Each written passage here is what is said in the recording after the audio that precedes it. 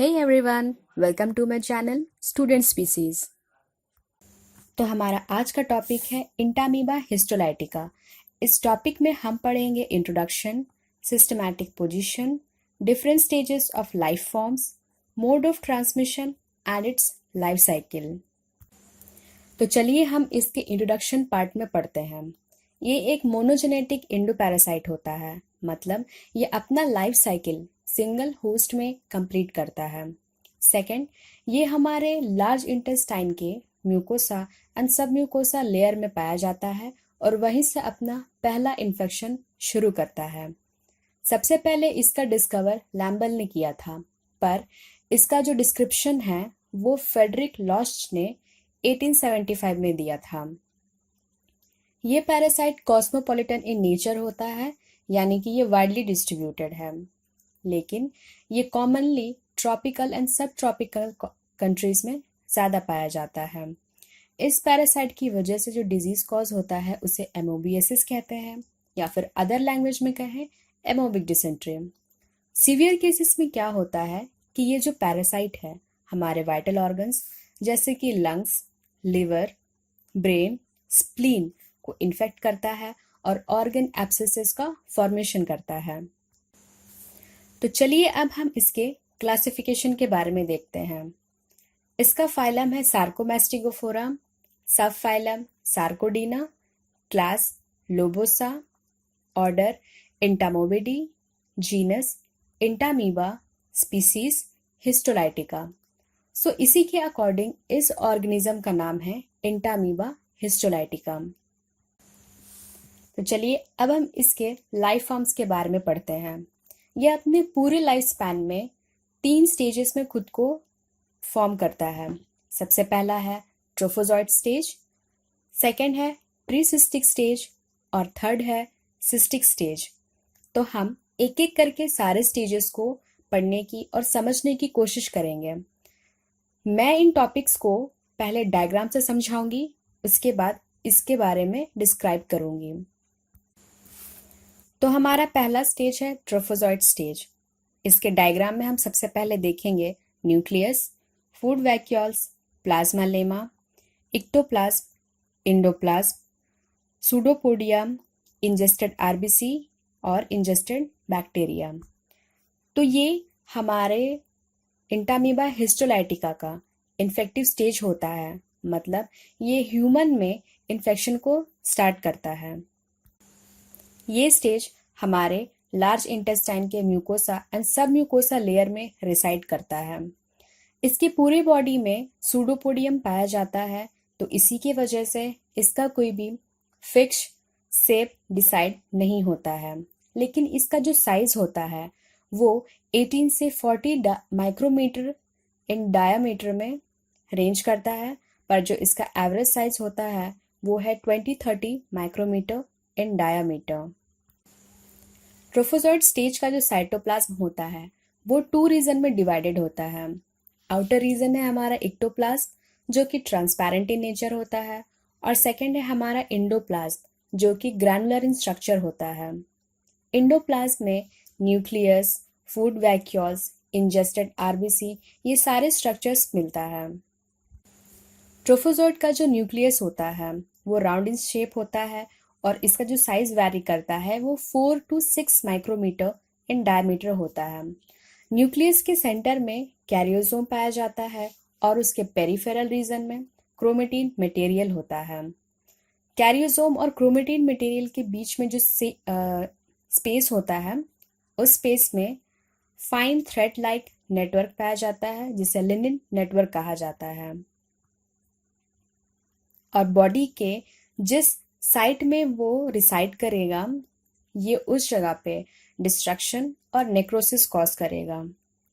Destruction और necrosis का मतलब होता है कि सराउंडिंग टिश्यू को डिस्ट्रक्ट करना, और ये एक प्रोटियोलाइटिक फर्मेंट की वजह से होता है जिसे हिस्टोलाइसिन कहा जाता है। जब ये पैरासाइट हमारे लार्ज इंटेस्टाइन को इन्फेक्ट करता है तो उसी समय यह अपने आप को बाइनरी डिवीजन के हेल्प से अपना मल्टीप्लिकेशन करता है या फिर अपना नंबर्स को इंक्रीज करता है। तो ये था हमारा ट्रोफोजॉइट स्टेज। आई होप कि इस डायग्राम की मदद से आप इसके डिस्क्रिप्शन के बारे में अच्छी तरीके से एज अ नोट्स लिख सकेंगे, पर फिर भी मैंने इसका नोट्स आपके ठीक बगल में दे दिया है। तो चलिए अब हमारे सेकेंड स्टेज यानी कि प्रीसिस्टिक स्टेज के बारे में पढ़ते हैं। ये एक इंटरमीडिएट स्टेज होता है ट्रोफोजॉइट और सिस्टिक स्टेज के बीच का। ये नॉन फीडिंग स्टेज होता है, मतलब कि ये फीड नहीं करता है। अंतर बस इतना होता है कि ये ट्रोफोजॉइट स्टेज से about 10 to 20 micrometre in diameter small होता है और ये ओवियोइड इन शेप होता है। जो इसका इंडोप्लाज्म होता है वो बस न्यूक्लियस और इंजेस्टेड आरबीसी पाया जाता है, यानी कि इंडोप्लाज्म में कोई भी टिश्यू डेब्रिस नहीं पाया जाएगा। इस स्टेज के बारे में मैंने बगल में डिस्क्राइब कर दिया है। तो चलिए अब हम हमारे थर्ड स्टेज यानी कि सिस्टिक स्टेज के बारे में पढ़ते हैं। हमारा जो सिस्टिक स्टेज होता है वो इंटेस्टाइन के ल्यूमन रीजन में शुरू होता है, यानी कि प्रीसिस्टिक स्टेज से सिस्टिक स्टेज में कन्वर्ट होने के प्रोसेस को इंसिस्टेशन प्रोसेस कहा जाता है। तो जब सिस्ट का फॉर्मेशन होता है तो ये अपने चारों ओर एक डबल रिफ्रैक्टाइल वॉल में खुद को सराउंड कर देता है। जो प्राइमरी सिस्टिक फॉर्म होता है वो यूनिन्यूक्लिएटेड स्टेज में पाया जाता है, यानी कि उसमें सिंगल न्यूक्लियस होगा। पर जैसे जैसे वह अपने आप को एक मैच्योर सिस्ट में कन्वर्ट करने के प्रोसेस में आगे बढ़ता है तो उसी तरीके से न्यूक्लियस मल्टीप्लाई करता है और 4 न्यूक्लियस का फॉर्मेशन करता है। तो जो हमारा मैच्योर सिस्ट होता है उसमें 4 न्यूक्लियस पाया जाता है। इसीलिए इस स्टेज को हम क्वाड्री न्यूक्लिएटेड सिस्ट कहेंगे। जब ये ह्यूमन के बॉडी के अंदर रहेगा तो इसका जो लाइफ स्पैन होता है वो 48 आवर्स होता है, पर जैसे ही वो इन्फेक्टेड पर्सन के फीकल मैटर थ्रू एक्सक्रीशन हो जाता है तो इसका लाइफ स्पैन जो होता है वो 10 डेज के लिए होता है। इसका थर्मल डेथ पॉइंट जो होता है वो 50 डिग्री सेल्सियस होता है। मैच्योर सिस्ट में क्रोमेटिड बॉडी और ग्लाइकोजन नहीं पाया जाएगा, लेकिन यूनिन्यूक्लिएटेड स्टेज में क्रोमेटिड बॉडी और ग्लाइकोजन मास दोनों प्रेजेंट होगा। तो हमारा जो सिस्टिक स्टेज होता है वो लार्ज इंटेस्टाइन के कोलोन रीजन में मिलेगा। तो चलिए अब हम इसके मोड ऑफ ट्रांसमिशन के बारे में पढ़ लेते हैं। सबसे पहला जो मोड होता है वो है कंटामिनेटेड फूड एंड वाटर, मतलब जब कोई भी फूड और वाटर सिस्ट से कंटामिनेट हो जाएगा और हेल्दी पर्सन अगर उस कंटामिनेटेड फूड एंड वाटर को इनटेक करेगा तो एक हेल्दी पर्सन का डायरेक्ट चांस होता है इन्फेक्शन का, और सेकंड है हमारा sexual contact by infected person. तो चलिए अब हम इसके लाइफ साइकिल के बारे में पढ़ते हैं।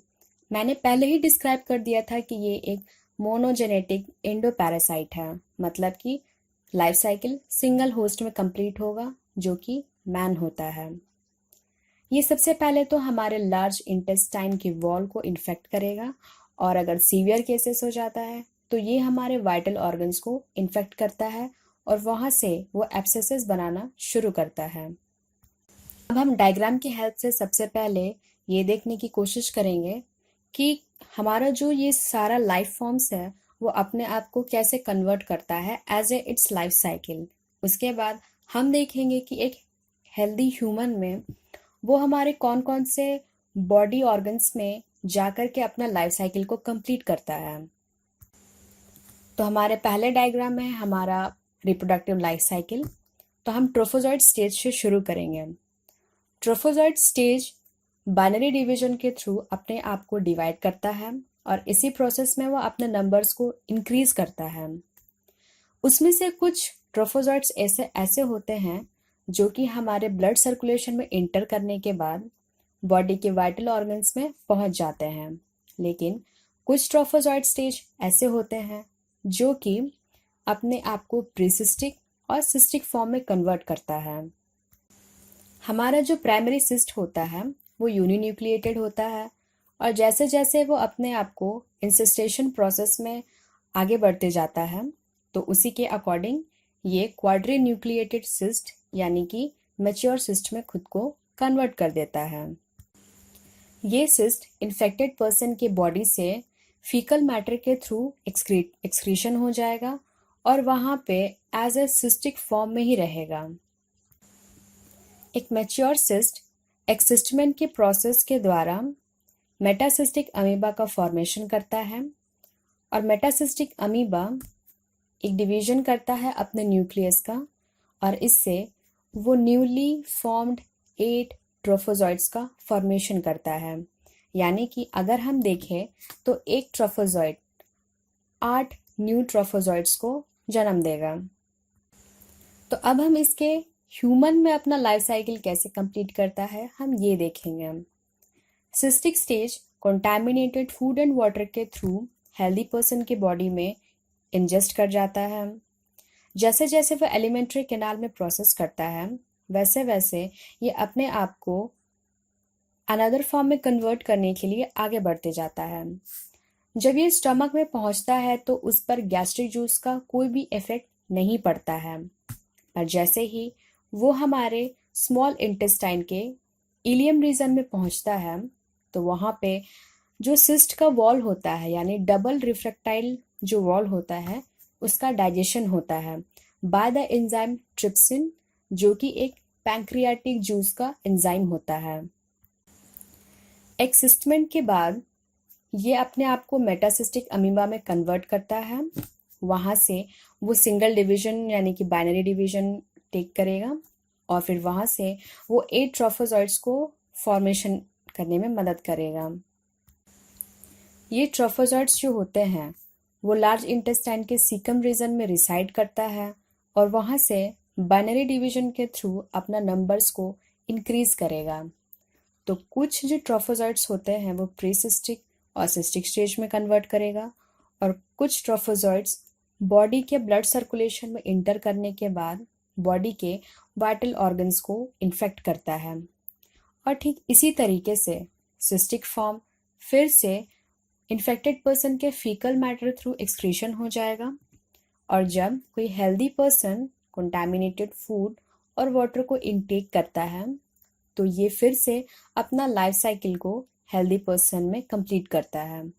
तो ये था हमारा life cycle of Entamoeba histolytica in human.